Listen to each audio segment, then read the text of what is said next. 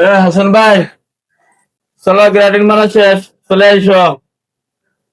আইতাছি আইতাছি, দাঁড়াও। হাসান ভাই, ভাই, তোমার একটা কথা কই ভাই, তুমি না কাজে যে চাপটা নাও, আর এই প্রেশারটা নিও না ভাই। কারণ এই প্রেশারটা নিলে কোনো হেল্পার মিস্ত্রি আপনার সাথে কাজ করবে না, ঠিক আছে? তাহলে একটা কথা কই ভাই, ফোন। কখনো দায়িত্ব পালন করছেন? না। দায়িত্ব জিনিসটা খুব খারাপ। মানুষ মরে হারায়, গরু মরে মারায়। এখন আমার বেতন ধরেন 500 টাকা, আপনার বেতন ধরেন 400 টাকা বা 500 টাকাই। এখন দুইজনের বেতন ধরেন 1000 টাকা, হেল্পার দুইটা থাকুক, ধরেন 400 করে 800, কত হয়েছে? 1800 টাকা। এখন 1800 টাকা কাজের মধ্যে আপনি অন্তত পক্ষে ম্যাক্সিমাম কন্ট্রাক্টরে 2500 টাকার কাজ দিতে হবে।